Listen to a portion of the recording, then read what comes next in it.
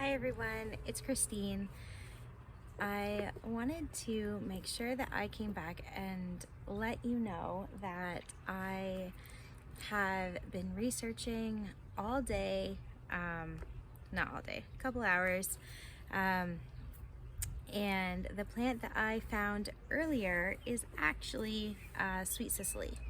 So I say that hesitantly because I don't want you to go out and find a plant that looks like it and assume that it's edible.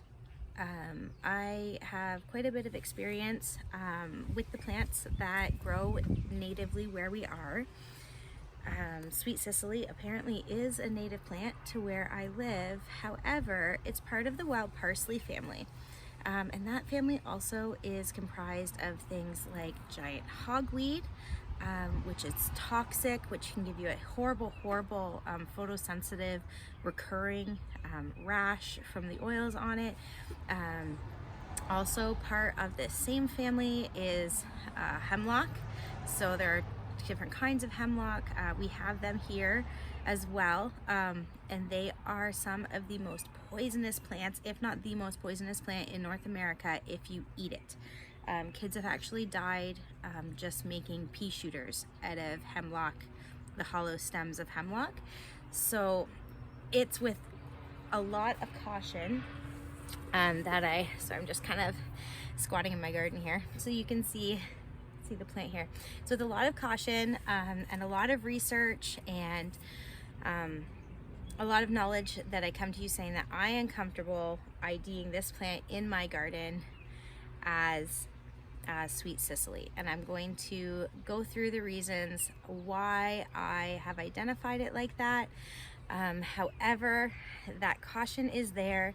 There are lots of plants that look like this that are also members of the same plant family, that are also members of I think it's the umbrellas flower family. So as you can see here, these flowers are kind of like in an umbrella. So Queen Anne's lace, or cow parsley, giant hogweed, common hogweed, water hemlock, poison hemlock, they will have this same flower formation. They will have flowers that look almost identical to this. So that is not something that you can just identify, just say, hey, the flowers look like that, so it must be okay. No, there are lots of things that you're going to need to look at if you think you've come across Sweet Cicely. So one of the telling factors, I'm going to see if I can find it here. One of the most telling factors is that on the young leaves, you can see maybe here, yeah, right there, it actually is lighter green. That's not just the light. So across all of the smaller leaves near the base of the plant, it looks like somebody has spilled milk all over this plant. And that is something that is very distinctive to Sweet Cicely. So that was something that gave me a lot of comfort in knowing that this probably was not poison hemlock. The other two things that gave me a lot of confidence were the fact that, as you can see better in my other video, they have hairy stems. These are hairy stems. They're velvety soft. Hemlock has a smooth stem. There isn't hair on it. As well, on these stems here, I'll bring you around so you can see. On these stems, there's only a tiny bit of purple right along here. On poison hemlock, the stems are smooth and they are streaked with purple, and they also have purple dots all over the stems where the purple streaking is. So these do not have that, which makes me even more confident that it is not hemlock. That doesn't rule out some of the other members of this family that it might be. However, that at least made me positive that it wasn't poison hemlock in my garden. I didn't need to wear gloves anymore when I was around it. I know that it's not giant hogweed because of the size of it. It's only about 2 feet tall. And giant hogweed won't be blooming yet this time of year. Excuse me while I readjust, I want to trample everything. So I went to my library.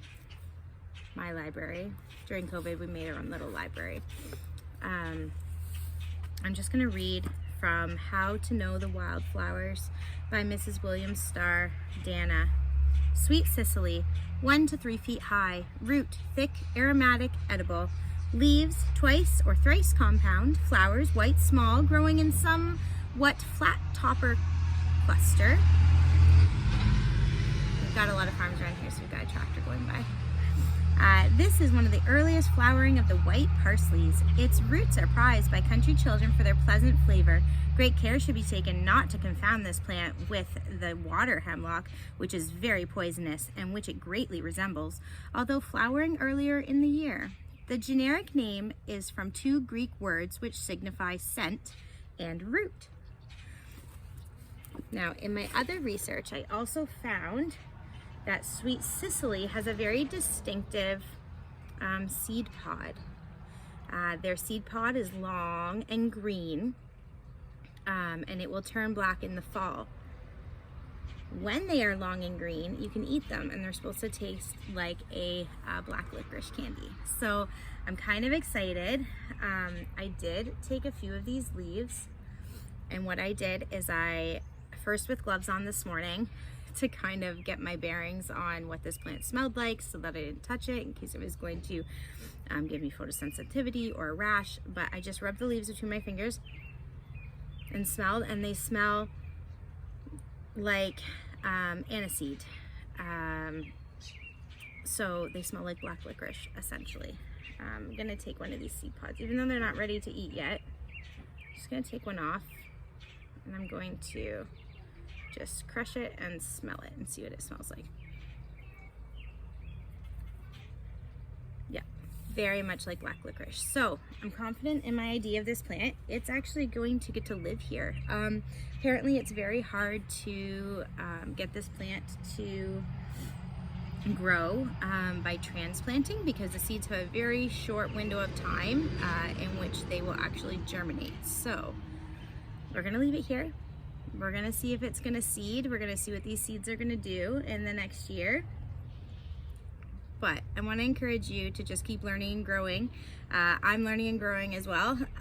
And to also be very careful. If you're getting into wild foraging, make sure that you know what you're doing. I personally don't ever think I'll feel comfortable foraging for wild mushrooms because that is something that makes me really uncomfortable. If foraging or if eating things that pop up in your garden make you feel really uncomfortable, pull them out. It's better to be safe than sorry. You don't want to end up eating something that you're really going to regret later. And something like hemlock that is native to our area that you could easily mistake for a lot of other things. Be very careful out there. But that being said, you can also learn a ton, and you never have to stop learning.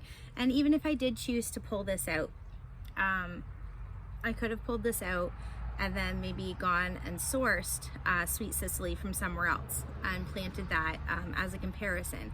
One of the things that really upset me about this is that I didn't plant it here, but finding out that it's native makes me feel a little bit better as well, because it's totally possible that birds that we have nesting up there in the trees brought some seeds, dropped them here. I'm very comfortable with the idea that I've made, and so I just want to encourage you, get out there, get in your gardens, check them out, see what's going on, go to your forests, do some research on what your native plants are and what maybe you can find that will surprise you.